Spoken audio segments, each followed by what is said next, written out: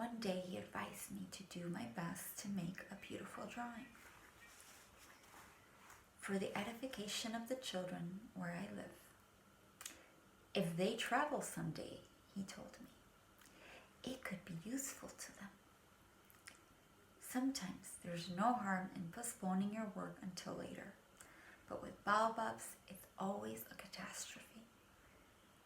I knew one planet that was inhabited by a lazy man. He had neglected 3 bushes.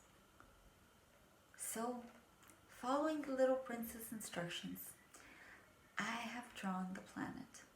I don't much like assuming the tone of a moralist, but the danger of baobabs is so little recognized, and the risks run by anyone who might get lost on an asteroid are so considerable that for once I am making an exception to my habitual reserve.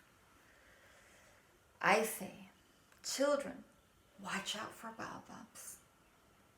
It's to warn my friends of a danger of which they, like myself, have long been unaware that I worked so hard on this drawing. The lesson I'm teaching is worth the trouble. You may be asking, why are there no other drawings in this book as big as the drawing of the baobabs? There's a simple answer. I tried, but I couldn't manage it. When I drew the baobabs, I was inspired by a sense of urgency. And there's the drawing that I made. The urgent need to draw the baobabs, and that's what came of it. It's of the baobabs taking over the planet because they weren't uprooted like they were supposed to be.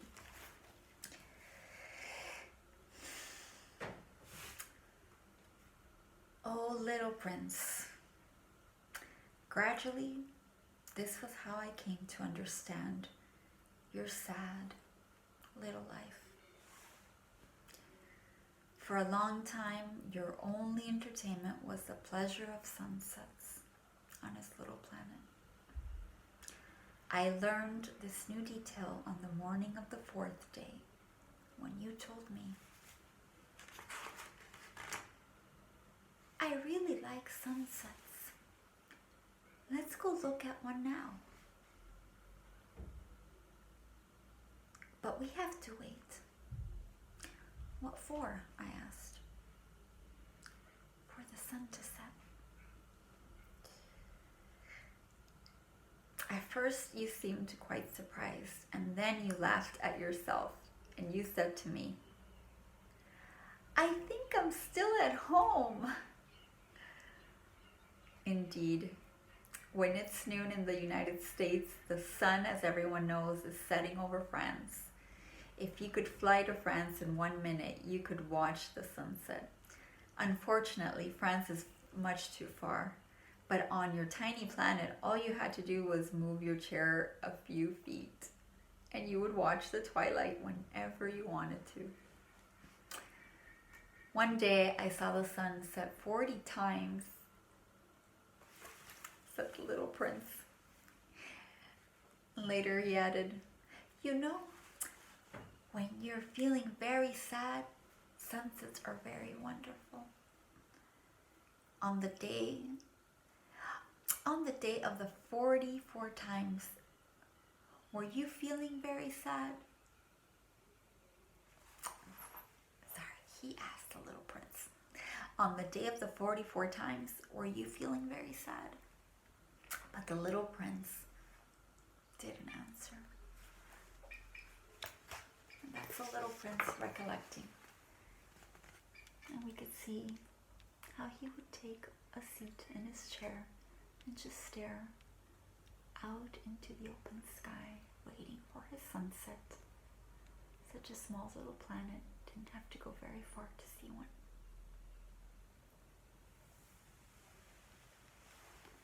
Such a romantic and sad little prince.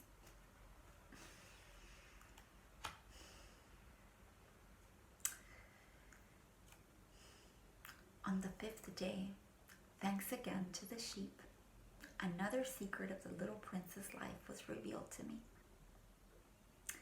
Abruptly, with no preamble, he asked me, as if it were the fruit of a problem long pondered in silence. If a sheep eats bushes, does it eat flowers too? I said, a sheep eats whatever it finds. Even flowers that have, he asked, even flowers that have thorns? Yes, even flowers that have thorns. Then what good are thorns? He replied. I didn't know.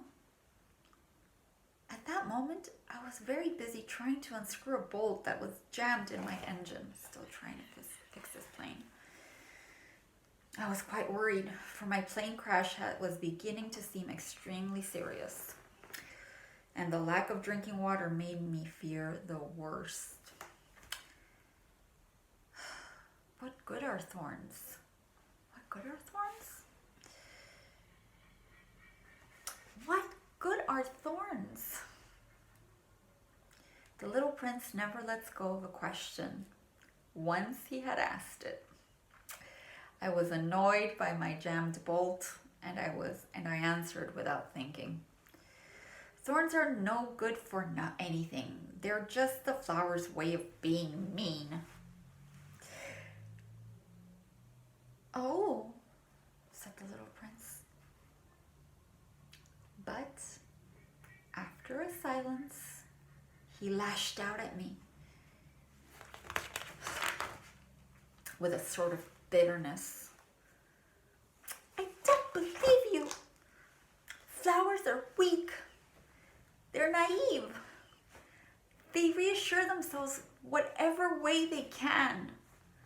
They believe their thorns make them frightening. I made no answer. At that moment, I was thinking,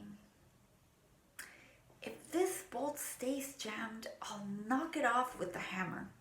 Still worried about my airplane. Again, the little prince disturbed my reflections. Then you think flowers? No, not at all. I don't think anything. I just said whatever came into my head. I'm busy here with something serious. He stared at me astounded. Something serious. He saw me holding my hammer, my fingers black with grease, bending over an object he regarded as very ugly. You talk like grown-ups, he said. That made me a little ashamed. But he added, mercilessly, you confuse everything. You've got it all mixed up. He was really annoyed. He tossed his golden curls in the wind. I know a planet inhabited by red-faced gentlemen. He's never smelled a flower. He's never looked at a star. He's never loved anyone.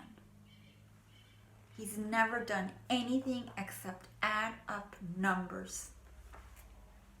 And all day long he says over and over, just like you, I'm a serious man. I'm a serious man. And that puffs him up with pride. But he's not a man at all. He's a mushroom. He's what? I asked. A mushroom.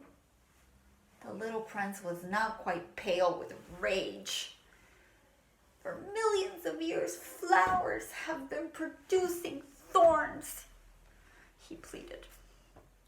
For millions of years, sheep have been eating them all the same. And it's not serious trying to understand why flowers go to such trouble to produce thorns that are good for nothing. important? The war between the sheep and the flowers? It's no more serious and more important than the numbers that feed that red gentleman is adding up. Suppose I happen to know a unique flower, one that exists nowhere in the world except on my planet. One that a little sheep can wipe out in a single bite one morning, just like that, without even realizing what he's doing. That isn't important. His face turned red now, and he went on. If someone loves a flower, of which just one example exists among all the millions and millions of stars, that's not enough to make him happy. When he looks at the stars, he tells himself, my flower is up there somewhere. But if the sheep eats the flower, then for him it's as if suddenly all the stars went out. And that isn't important. He couldn't say another word. All of a sudden, he burst out sobbing.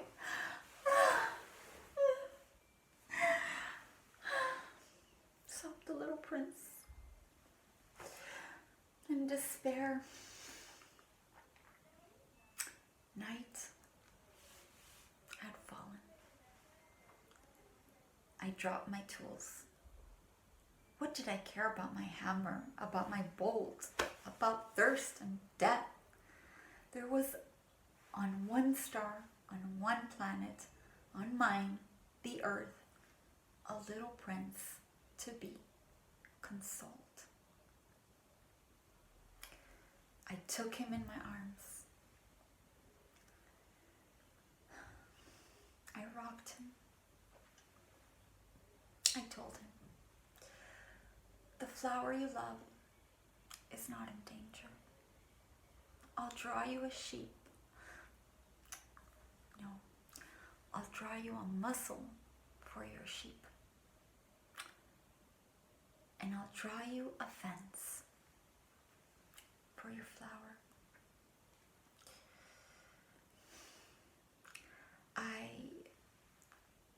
I didn't know what else to say. How clumsy I felt. I didn't know how to reach him, where to find him. It's so mysterious.